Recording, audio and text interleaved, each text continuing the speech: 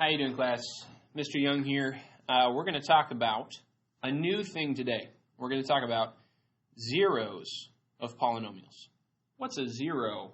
Well, it's not maybe what you're thinking. It's not the number zero we're talking about in this case.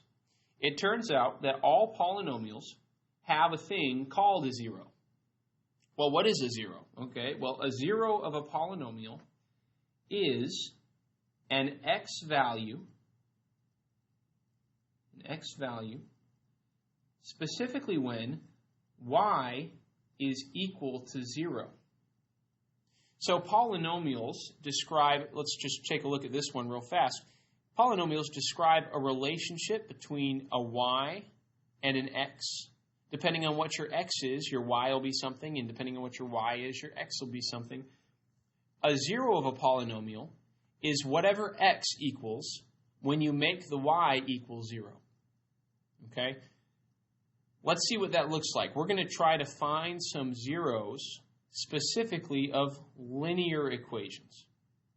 Okay? Remember that a linear equation is just a type of polynomial. So linear equations have zeros just like any type of polynomial.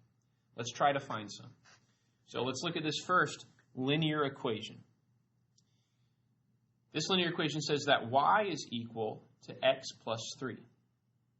Now, remember that a 0 happens when y is equal to 0, so we're going to take that y and we're going to make it equal 0. I'm just going to put a 0 there instead of y. Now, if I do that, can we figure out what x is, what the value of x should be? Well, that's pretty easy. All I got to do is subtract 3 from both sides, and I have negative 3 is equal to x. Or, put it another way, x is negative 3. It doesn't matter what order you write the sides of the equation in. X is negative 3. So when I made y equals 0, x turned out to be negative 3. That means that negative 3 is the x value when y equals 0. Negative 3 is a 0. Negative 3 is a 0. So I found my 0, negative 3. Now, this is a good place to notice, your zeros aren't always, actually there aren't even usually the number 0. They're another number. It's whatever x equals when y is equal to 0. Let's try it for one more polynomial. Let's try it for one more linear equation. So if I take this linear equation, y is equal to 2x minus 1, I'm going to set y equal to 0, and then I'm going to see if I can figure out what does x equal in that case.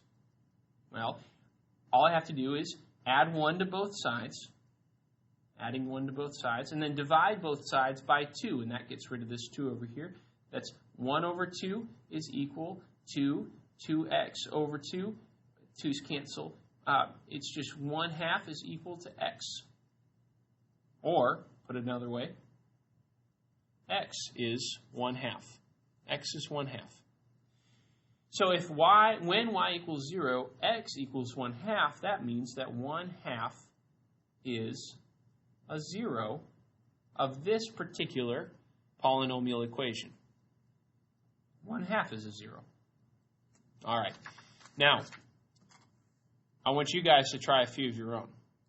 Start with this one up here. Okay, so if I set y equal to 0, what's my x value?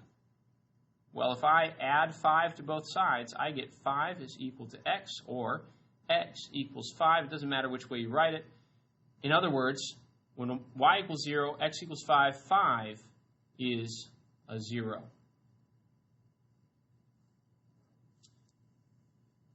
Now give this one a try.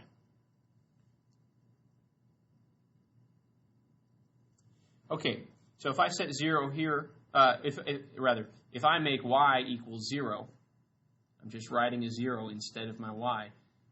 Can I figure out what my x value is? Well, I just subtract 3 from both sides, and then I'll divide both sides by 2,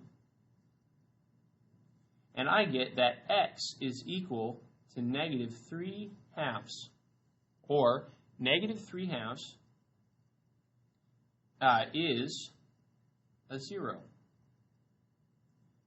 So for this polynomial, negative 3/2 is a 0.